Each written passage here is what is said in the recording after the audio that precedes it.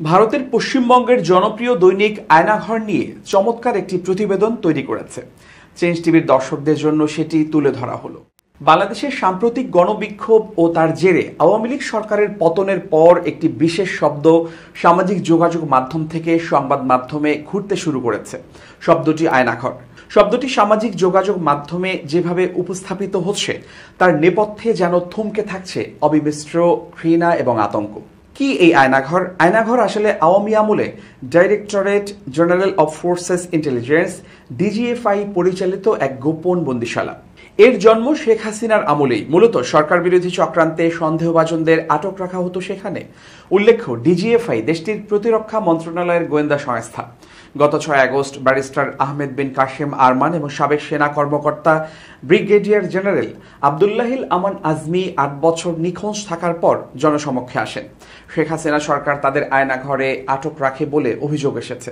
আরমান ও আজমি দুজনেই জানিয়েছেন 8 বছর ধরে সেখানে তারা বিনা বিচারে কদর্য অবস্থায় বন্দিদশা কাটিয়েছেন।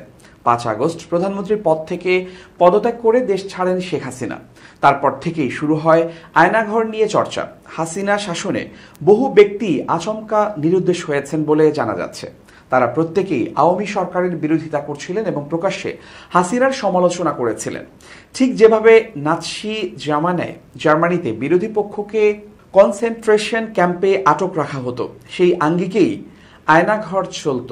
এমনটাই জানিয়েছেন সেখান থেকে বেরিয়ে আসা বন্দীরা। শুধুমাত্র ঢাকা শহরেই নাকি এমন 23টি বন্দিশালা ছিল, তার মধ্যে একটি আয়নাঘর।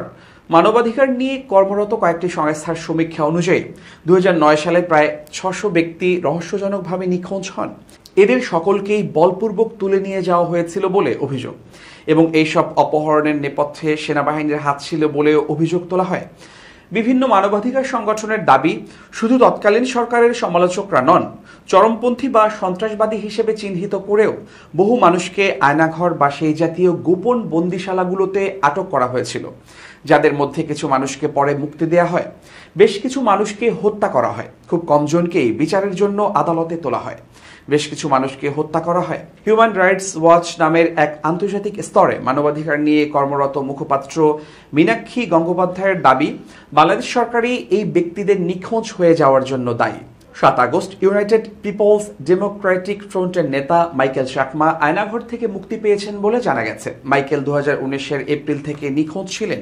তার আইনজীবী জ্যোতির্ময় বড়ুয়া তার সন্ধান পাওয়ার জন্য আদালতে একটি হেবিয়াস কর্পাস পিটিশন দাখিল করেছিলেন। তিনি মাইকেলের বাড়ি ফেরার খবরটি যে সত্য তা সংবাদ মাধ্যমকে জানিয়েছেন।